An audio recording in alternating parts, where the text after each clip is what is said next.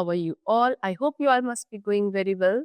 Welcome back to the new session of Science Class 8, chapter number 4, that is electricity, magnetic and heating effects. Students, today we are going to learn about a form of energy known as electrical energy, and also we are going to discuss about its magnetic and also its heating effects of what? Current or electric current. Alright, so now let's start it. Electricity plays a major role in our daily life, from lighting our homes to running machine. But electricity is not just about bulbs glowing or fans running. When electric current flows through a conductor, it produces special effects. Two of the most important are the heating effect and the magnetic effect.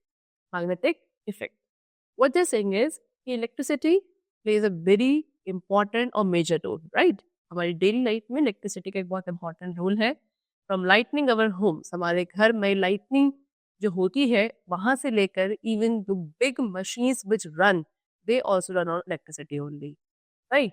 But electricity का meaning केवल ये नहीं होता है कि आपके fans run कर रहे हैं और the bulbs are glowing, alright.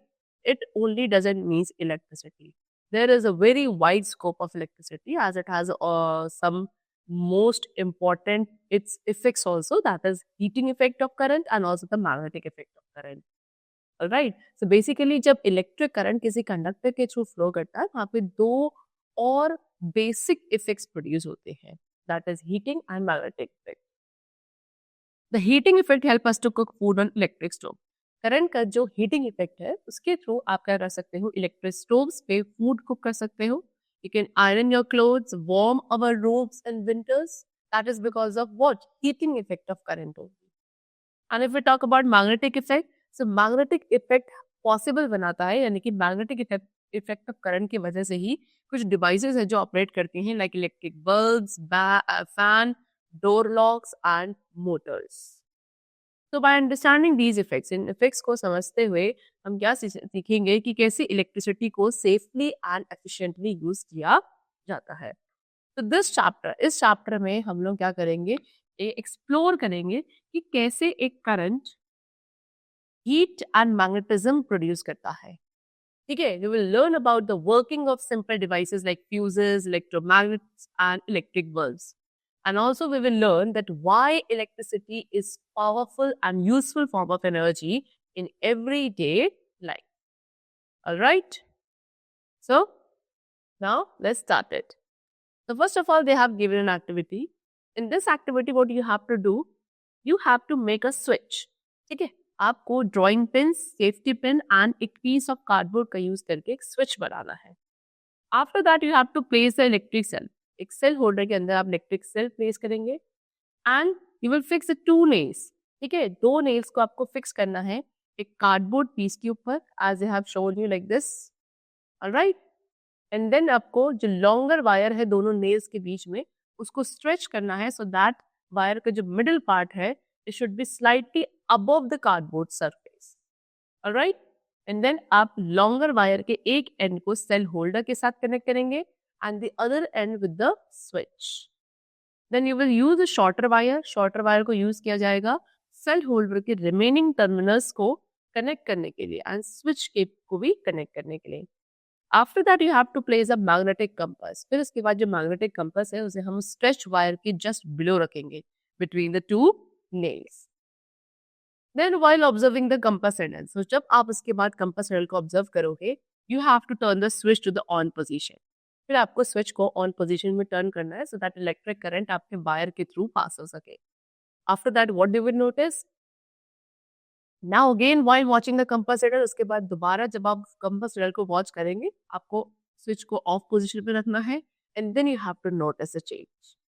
तो ट्राई मूविंग द स्विच. इस तरीके से हमें स्विच को ऑन एंड ऑफ पोजीशन में सेवरल मोर टाइप स्विच करते रहना है and you have to pay close attention to the compass needle, that how does it reacts each time. So you may observe, आप क्या observe करोगे कि when the current flows, जब current flow होता है the compass needle moves away from its original position. compass needle अपनी original position से थोड़ा सा मूव अवे करती है एंड जब करंट स्टॉप होगा निडल जो है वापस अपनी ओरिजिनल डायरेक्शन में रिटर्न हो जाती है. तो जैसे कि हमने चैप्टर में एक्सप्लोर किया था in grade 6 that was exploring magnets. So over there, what you have learned is that compass needle is a small magnet. Compass needle क्या है? एक छोटा सा small magnet होता है एंड ये अपने डायरेक्शन को चेंज कर रहा है जब कोई अनदर मैग्नेट इसके नियर बाय लोकेशन में लाया जा रहा है एंड ये इफेक्ट कब वर्क करता है? नॉन मैग्नेटिक मटेरियल्स के बीच में ही वर्क करता है. तो why does a compass needle? तो अब यहाँ पे कंपास निडल क्यों मूव कर रही है जब करंट को हम वायर के थ्रू फ्लो कर रहे हैं? तो ये जो निडल में कंपास निडल में डिफ्लेक्शन देखने को मिल रहा है, ये शो करता है कि that the wire carrying electric current, वो वायर जिसके अंदर इलेक्ट्रिक करंट फ्लो कर रहा है, वो एक्चुअली एक मैग्नेटिक इफेक्ट प्रोड्यूस कर रहा है on the compass needle and that is why it is deflecting because it itself act as a small magnet. ठीक है, एंड जब कोई अदर मैग्नेट को उसके आप नियर बाय ला रही हो सो वो डिफ्लेक्शन शो कर रहा है एंड वो अदर जो मैग्नेट है that is no nothing else instead of the wire carrying electric current. तो दैट मीन्स व्हाट कि जब भी किसी कंडक्टर के थ्रू करंट फ्लो करता है तो वो करंट वहां पे उस कंडक्टर में एक मैग्नेटिक इफेक्ट प्रोड्यूस करता है and that is what is known as magnetic effect of electric current. तो when the current stop, and जैसे करंट स्टॉप होगा ये मैग्नेटिक इफेक्ट डिसअपीयर हो जाएगा and a needle point back to its original position. Alright, the space around a magnet और a current carrying wire, इस तरीके से एक मैग्नेट के अराउंड या करंट कैरिंग वायर के अराउंड जो स्पेस होता है where its magnetic influence can be detected, जहाँ पे उसके magnetic influence को detect किया जा सकता है like by the compass needle moving, that is called a magnetic field. Alright, and when an electric current flows through a conductor such as a wire, it generates a magnetic field around it. ठीक है ना, यानी कि जब भी आप क्या करोगे किसी भी कंडक्टर के थ्रू इलेक्ट्रिक करंट फ्लो करवाओगे जैसे कि फॉर एग्जांपल वायर के थ्रू, तो वो वायर अपने अराउंड एक मैग्नेटिक फील्ड जनरेट करेगा एंड जो ये मैग्नेटिक इफेक्ट है इलेक्ट्रिक करंट का, इसको हम अपनी एवरीडे लाइफ की बहुत सारी डिवाइसेस में यूज करते हैं जैसे कि electromagnets, electric bell, motor, fan, loud speakers and many more. All right. So now they have given you the topic that is electromagnets. What are they? See, you have to take a flexible insulated wire. एक flexible insulated wire लेना है about 50 centimeter in length. एक iron nail लेंगे, एक electric cell and कुछ few iron paper clips. After that आपको उस wire को tightly nail के around wrap करना है एक coil की form में as I have shown like this. Alright, and then उसे आपको फिक्स करना है एक प्लेस पे using adhesive tape. Then you have to connect both ends of the wire. फिर उस वायर के दोनों एंड्स को आप इलेक्ट्रिक सेल के साथ कनेक्ट करेंगे. Be careful not to leave the wire connected to the cell for more than a few seconds. And क्या केयरफुल रहना है कि हम वायर को सेल के साथ कनेक्टेड कुछ फ्यू सेकेंड से ज्यादा ना रहने दें बिकॉज वो वहां पे ड्रेन को बहुत जल्दी सेल को बहुत जल्दी ड्रेन कर देगा. एंड देन आपको उस नेल को फिर आयरन पेपर क्लिप्स के क्लोज लाना है and you have to try to lift it. तो do the clip stick to the nail, क्या वो क्लिप्स आपके नेल के साथ स्टिक कर रही है? एंड देन आपको फिर वायर को डिस्कनेक्ट करना है from the cell so that electric current को हम क्या कर दे, स्टॉप कर दे. And then you have to observe that do the clips fall off. So when the current flows through the wire coil, जब वो करंट वायर कॉइल के थ्रू फ्लो कर रहा होगा पेपर क्लिप्स जो है नेल के साथ अटैच रहेगी. लेकिन जैसे ही एक बार करंट को स्टॉप कर दिया जाएगा clips will no longer stick. Now let us investigate this effect more closely through next activity. What is the next activity? In this again you have to take a flexible insulated wire. एक flexible insulated wire रहेंगे about 100 centimeter long, एक piece of chart paper, iron nail, electric cell, 2 magnetic compasses and few iron or steel paper clips. Then what do you have to do? You have to roll the chart paper. Chart paper को एक cylinder की form में role करना है, diameter जिसका रफली same होना चाहिए जैसे एक पेंसिल का होता है. And then you have to fix it with adhesive tape. After that आपको उस इंसुलेटेड वायर को बेंड करना है टाइटली एक पेपर सिलेंडर के अराउंड, जिससे उसमें अराउंड कितने 50 टर्न्स होने चाहिए to form a coil as I have shown in this figure. Alright, and आप उस कॉइल को सिक्योर करेंगे again using adhesive tape.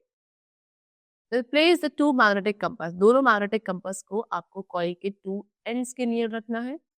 Then coil के दोनों एंड्स को आप सेल के टर्मिनल्स के साथ कनेक्ट करेंगे.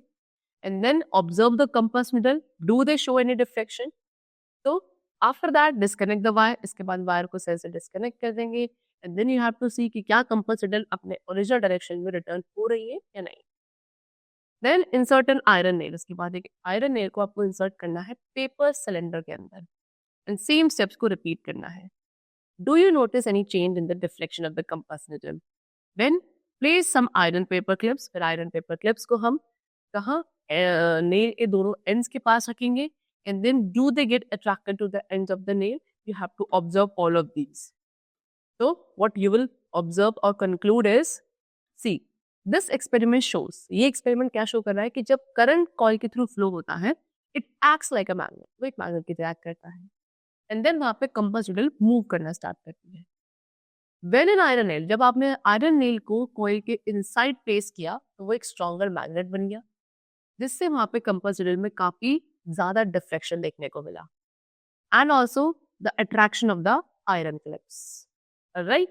And when the electric current is stopped, जैसे electric current stop होगा, coil अब आपका क्या नहीं करेगी, it will no longer show the magnetic properties.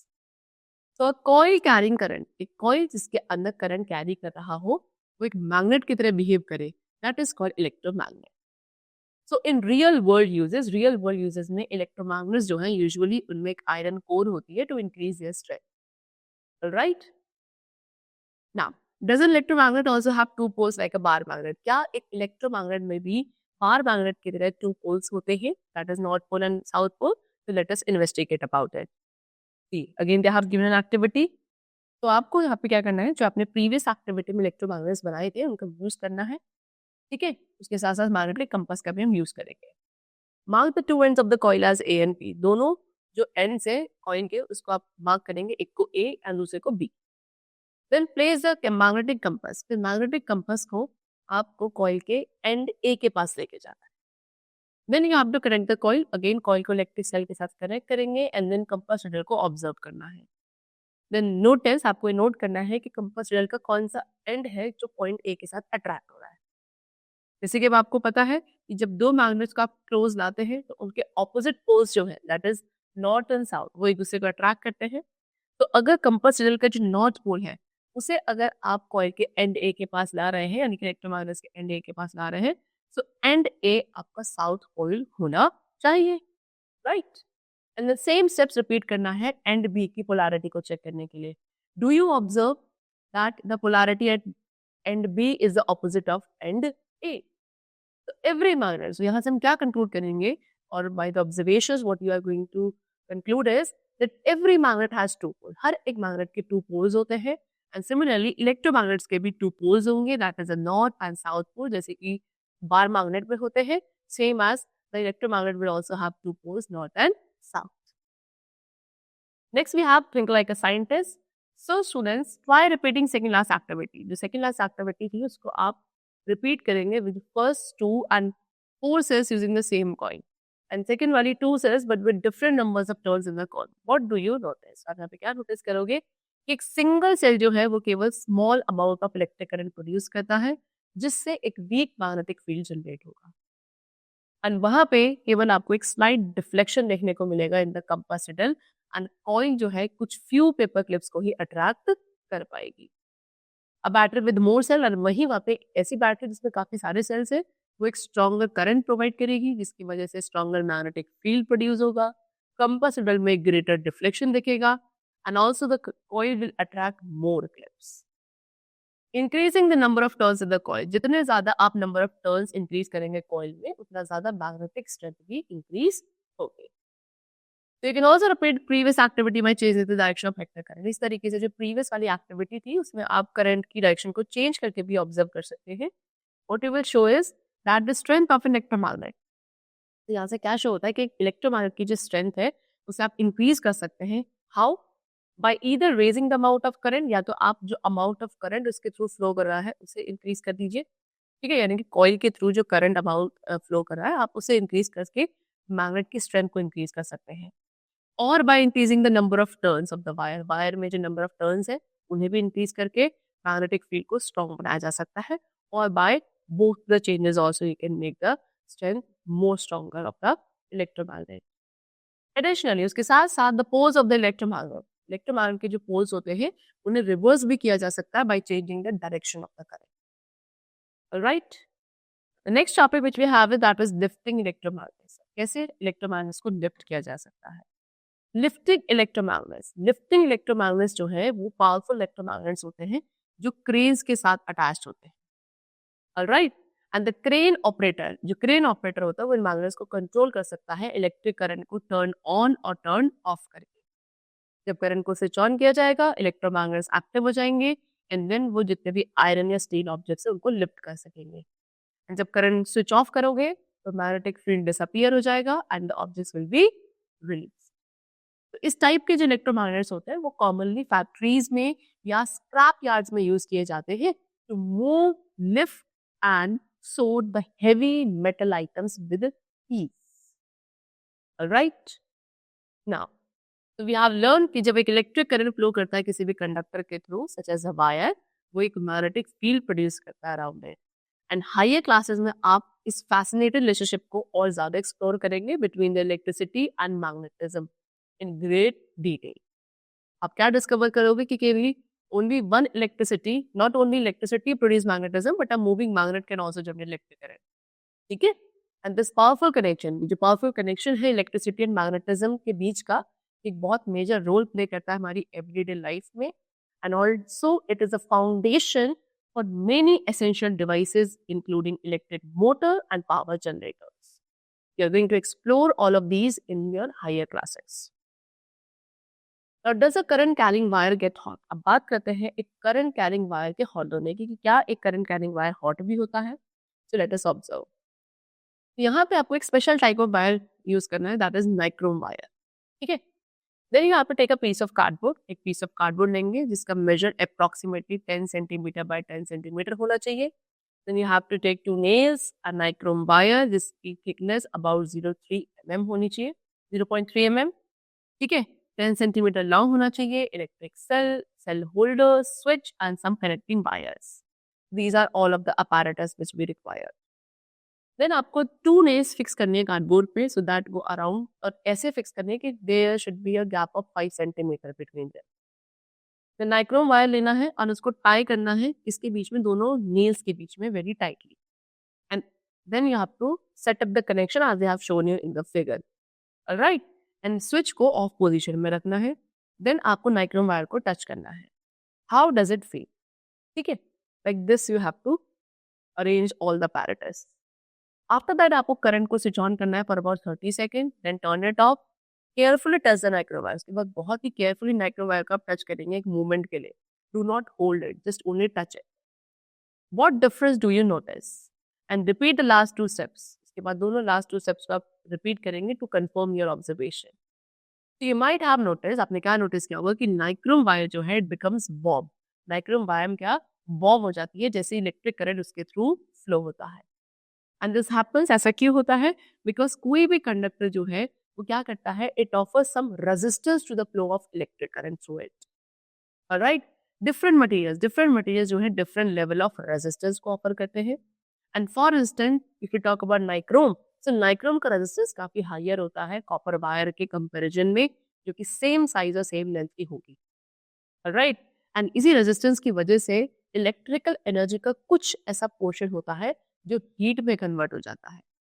Okay, so when current flows through the conductor, जब करंट उस कंडक्टर के थ्रू फ्लो करेगा it will become warm, and this is what is known as the heating effect of electric current. Alright, now again think like a scientist. See, तो ये activity आपको पहले किसी भी टीचर के स्ट्रिक्ट सुपरविजन के अंडर परफॉर्म करनी है। And then try repeating previous activity. जो प्रीवियस एक्टिविटी थी आप उसे रिपीट कर सकते हैं। कैसे? एक बैटरी पे यूज करके which is made up of 2 cell. What do you observe? Does the wire become hotter with 1 cell और 2 cell, and when the current flows for the same amount of time. You will notice, आप क्या notice करोगे कि जो wire है वो आपका ज्यादा हॉटर होता है जब आप 2 सेल्स का यूज करते हो। वाई? बिकॉज वहां पे जो अमाउंट ऑफ हीट प्रोड्यूस होगी वो डिपेंड करती है इलेक्ट्रिक करंट की स्ट्रेंथ के ऊपर भी। तो इसीलिए किसी भी एक वायर के अंदर जो हीट जनरेट होती है वो अफेक्ट करती है सेवरल इफेक्ट फैक्टर्स से, जैसे कि आपने किस टाइप का मटेरियल लिया है, वायर की थिकनेस एंड लेंथ क्या है, कितना अमाउंट ऑफ टाइम के लिए आप उसके थ्रू करंट फ्लो कर रहे हो। ये सारे फैक्टर्स हैं जिनके ऊपर एक इलेक्ट्रिक करंट का हीटिंग इफेक्ट डिपेंडेंट होता है। Alright, So we learned that उसके साथ आपने क्या देखा कि एक इनकैंडेसेंट लैम्प का जो फिलामेंट होता है, it glows. वो क्या करता है, ग्लो करता है. Why? Because वो इलेक्ट्रिक करंट के थ्रू हीट अप होता है. इसके अलावा बहुत सारे कॉमन अप्लायंसेस हैं like electric heater, stove, iron, immersion rod, water heater, kettle, hair dryer. ये सभी सेम प्रिंसिपल का यूज करते हुए वर्क करते हैं. That is a heating effect of electric current. These devices, इन सभी डिवाइसेस के अंदर या तो रॉड होती है या कॉइल होती है वायर की, जिसे हम हीटिंग एलिमेंट कहते हैं. एंड इनमें से कुछ अप्लायंसेस के अंदर हीटिंग एलिमेंट विजिबल होता है एंड क्या रेडिश ग्लो करता है when it gets very hot. Alright. The heating effect of electric current, heating effect जो है इलेक्ट्रिक करंट का, वो हमारी एवरीडे डिवाइसेस में काफी यूजफुल है. हाउ एवर, इससे काफी प्रॉब्लम्स भी हो सकती है. फॉर एग्जाम्पल, कभी कभी एनर्जी जो है वो लॉस्ट होती है, जैसे कि ट्रांसमिशन वायर्स में हीट की फॉर्म. इन अप्लायंसेस के अंदर टू मच हीट, बहुत ज्यादा अगर हीट प्रोड्यूस होती है तो वो प्लग्स एंड सॉकेट्स को डैमेज कर देती है. Right, by melting the plastic part, उनके प्लास्टिक पार्ट को मेल्ट करके, और इवन कॉजिंग फायर हैजार्ड्स. तो to reduce the risk of such incidents, ऐसे इंसिडेंट्स के रिस्क को रिड्यूस करने के लिए सेफ्टी डिवाइसेस को हाउस होल्ड सर्किट्स में इंस्टॉल किया जाता है. And it is also important to use wire. इसीलिए ये इम्पॉर्टेंट है कि हम वायर, प्लग इन सॉकेट्स को जो यूज कर रहे हैं वो करेक्टली रेटेड होने चाहिए for the amount of current which they are meant to carry, so that वहां पे अननेसेसरी हीटिंग को प्रिवेंट किया जा सके in the switchboards and also in the electrical connections. Right? So the heating effect of electric current is not limited to household use. ये जो heating effect है electric current का, ये केवल हाउस होल्ड यूज तक limited नहीं है. इसके काफी सारे इंडस्ट्रियल एप्लीकेशंस भी होते हैं एज वेल. जैसे कि एक इंपॉर्टेंट एग्जांपल है स्टील मैन्युफैक्चरिंग इंडस्ट्री. इसका यूज किया जाता है. यहाँ पे एक specially designed high temperature furnace होता है, यानी कि क्लोज्ड स्पेस जिसको जनरेट किया जाता है, सॉरी क्रिएट किया जाता है टू जनरेट हीट. ठीक है. तो यहाँ पे इलेक्ट्रिक करंट का यूज करते हैं इंटेंस हीट को प्रोड्यूस करने के लिए. एंड इसी हीट का यूज किया जाता है जो स्क्रैप स्टील होता है उसे मेल्ट या रिसाइकल करने के लिए, सो दैट उसको यूजेबल मटेरियल में दोबारा से टर्न किया जा सके. ऑलराइट. देन कुछ पोर्टेबल सोर्सेज है इलेक्ट्रिसिटी के लाइक सेल एंड बैटरी. ये ट्रूली फैसिनेटिंग होते हैं. ओके. इनका यूज करके, ऐसे स्मॉल डिवाइसेस का यूज करके we can light a lamp, create a magnet और even heat a fire. But have we ever stopped to think about what's inside these cells and batteries that allows them to produce electricity? See, so how does a battery generate electricity? कैसे एक battery electricity generate करती है? तो हमें क्या करना है, हमें सबसे पहले बात करेंगे वोल्टेज सेल की. तो वोल्टेज सेल जिसे हम गैल्वेनिक सेल भी कहते हैं, that is I have given you the simple representation of voltaic cell. तो इसके अंदर टू मेटल प्लेट्स होती हैं जो कि डिफरेंट मटेरियल्स की बनी है, एंड एक लिक्विड होता है which is called electrolyte. And ये सभी एक ग्लास या प्लास्टिक कंटेनर के अंदर प्लेस्ड होते हैं. ये जो मेटल प्लेट्स हैं जिन्हें हम इलेक्ट्रोड्स कहते हैं, ये पार्शियली इमर्ज होते हैं इलेक्ट्रोलाइट के अंदर. एंड वो यूजुअली एक वीक एसिड होता है. इलेक्ट्रोलाइट और कुछ नहीं है, एक वीक एसिड या एक सॉल्ट सोल्यूशन होता है. देन क्या होता है, जब ये इमर्ज होते हैं तो एक केमिकल रिएक्शन जो है इलेक्ट्रॉन्स एंड इलेक्ट्रोलाइट के बीच में अकर करता है, जिसकी वजह से इलेक्ट्रिसिटी जनरेट होती है. When the circuit is complete, जैसे सर्किट कंप्लीट होगा, इलेक्ट्रिक करंट फ्लो करता है सेल के पॉजिटिव टर्मिनल से थ्रू द सर्किट एंड वापस आता है negative terminal. Over the time, इसी टाइम के दौरान जो केमिकल सब्सटेंसेस हैं सेल के अंदर, they get used up. And at this point, इस पॉइंट पे सेल जो है it will stop working, and वो कहा जाता है कि it is said to be dead, because अब वो क्या इससे ज्यादा इलेक्ट्रिसिटी प्रोड्यूस नहीं कर सकता. Alright. So can we also make our own voltaic cell? क्या हम अपने खुद के वोल्टेज सेल बना सकते हैं इजिली अवेलेबल मटेरियल्स का यूज करके? Let's see. तो आपको क्या करना है, you have to get the 5 or 6 juicy lemon. ठीक है. 5 or 6 ज्यूसी लेमन्स का यूज करना है. कुछ कॉपर वायर या स्ट्रिप्स का आप यूज कर सकते हो which should be about 1 to 2 mm thickness, iron nail, an LED and कुछ फ्यू कनेक्टिंग वायर्स का यूज करें. तो आपको एक कॉपर वायर को इंसर्ट करना है एंड एक आयरन नेल को इंसर्ट करना है into each lemon, and making sure कि वो एक स्मॉल डिस्टेंस, यानी कि इस चीज का ध्यान रखना है कि वो कॉपर वायर और आयरन नेल थोड़े से डिस्टेंस पे होने चाहिए एक दूसरे से. ठीक है. देन आपको स्टेप को रिपीट करना है for all the lemons, and then lemons को टुगेदर एक साथ कनेक्ट करेंगे. कॉपर वायर जो है किसी एक लेमन के कॉपर वायर को दूसरे लेमन के आयरन नील के साथ ज्वाइन करके सारे लेमन्स को कनेक्ट किया जाए। देन कनेक्टिंग वायर से यूज करते हुए आपको एलईडी को भी अटैच करना है between the copper wire of the first lemon and the iron nail of the last lemon. इस तरीके से व्हाट डू यू नोटिस, क्या आप नोटिस करोगे क्या एलईडी लाइट जो एलईडी लैम्प है डज इट लाइट अप और not? See if the LED does not glow up, अगर एलईडी ग्लो नहीं कर रहा है तो आपको उनके कनेक्शंस को रिवर्स करके ट्राई करना है। ठीक है, does it light up now? तो इफ द एलईडी ग्लोज, अगर एलईडी ग्लो कर रहा है इट मींस आपका लेमन सेल वर्क कर रहा है। एंड इस सेटअप के अंदर copper wires and iron nails जो है इलेक्ट्रोड्स की तरह वर्क कर रहे हैं। वाई द लेमन जूस, और वहां पे अगर बात करी जाए लेमन जूस की, लेमन जूस एक इलेक्ट्रोलाइट की तरह एक्ट कर रहा है जिसके थ्रू इलेक्ट्रिसिटी फ्लो कर रही है। तो you can also try using salt water solution. आप लेमन जूस की जगह सॉल्ट वाटर सोल्यूशन का यूज करके भी इस एक्टिविटी को ट्राई कर सकते हैं। And then you can make your own voltaic cell by using simple devices, simple materials. हम commonly use metal pairs, voltaic cells के अंदर कुछ कॉमनली यूज होने वाले जो मेटल पेयर्स हैं that is zinc and copper, zinc and silver, aluminium and copper, iron and copper, magnesium and copper and lead and certain metals हैं जैसे कि कॉपर जो कि एक पॉजिटिव इलेक्ट्रोड की तरह फंक्शन करता है, while others like zinc ये आपका नेगेटिव इलेक्ट्रॉड्स की तरह फंक्शन करता है। एंड दिस हैपेंस, ऐसा क्यों होता है? इनकी केमिकल प्रॉपर्टीज की वजह से, जिसे आप हायर क्लासेस में थोड़ा और ज्यादा एक्सप्लोर कर सकें। Next is dry cells. So while voltaic cells were a major breakthrough, voltaic cells were a major breakthrough, but voltaic cell जो है एवरीडे यूज के लिए प्रैक्टिकल नहीं है। इंस्टेड बल्कि उनकी जगह ड्राई सेल्स जो है they are the most commonly used electric cell today. Okay, so ये ड्राई सेल्स को ड्राई क्यों कहा जाता है? बिकॉज इनके अंदर जो इलेक्ट्रोलाइट है वो लिक्विड नहीं होता बल्कि थिक मॉइस्ट पेस्ट होता है। एंड जो ड्राई सेल का इंटरनल स्ट्रक्चर है they have shown you in this figure. This is the internal structure of the dry cell. तो इसके अंदर एक जिंक कंटेनर होता है जो एक नेगेटिव टर्मिनल की तरह करता है, एक कार्बन रॉड होती है, ये this is the carbon rod. ठीक है, ये सेंटर में होती है एंड ये एक मेटल कैप से कवर्ड होती है, this is the metal cap. ठीक है, and this is the zinc container, ये जिंक कंटेनर है और बाहर से जो प्रेजेंट है दिस इज द इलेक्ट्रोलाइट।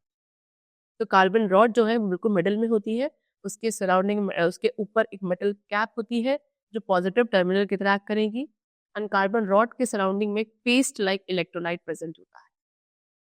तो ड्राई सेल्स आपके सिंगल यूज होते हैं, मींस व्हाट कि एक बार जब वो एग्जॉस्ट हो जाए तो वो रीयूज नहीं किए जा सकते and they must be thrown away. However, लेकिन बहुत सारे यूजेस के लिए आज के टाइम पे रिचार्जेबल बैटरीज जो है they are becoming very common. Alright, so now what are rechargeable batteries? तो रिचार्जेबल बैटरीज जो है दे कैन बी चार्ज, इनको आप बार बार चार्ज कर सकते हैं और मल्टीपल टाइम्स यूज कर सकते हैं। दिस है, इससे क्या होता है? वेस्ट रिड्यूस होता है एंड मनी सेव होता है in the long run. There are various ways, काफी सारे टाइप्स की रिचार्जेबल बैटरीज है जिन्हें डिफरेंट पर्पसेस के लिए डिजाइन किया गया है। ये आपकी वॉचेस, मोबाइल फोन्स जैसी स्मॉल डिवाइसेस में भी होती हैं, मीडियम साइज गैजेट्स में भी है like laptops and tablet, and larger systems के अंदर भी प्रेजेंट है लाइक इन्वर्टर्स और electric vehicles. Still rechargeable batteries जो है they are not permanent. Over time के साथ जब इन्हें आप चार्ज करते हैं तो ये जब बहुत जल्दी या फिर काफी बार जब ये डिस्चार्ज हो चुकी होंगी तो धीरे धीरे gradually they wear out and then they stop functioning effective. Right, today आज के टाइम पे lithium ion that is Li ion, ये बैटरीज जो है ये मोस्ट वाइडली यूज्ड होने वाली टाइप ऑफ रिचार्जेबल बैटरी है एंड ये ऑलमोस्ट हर एक बैटरी ऑपरेटेड डिवाइसेस के अंदर प्रेजेंट होती है।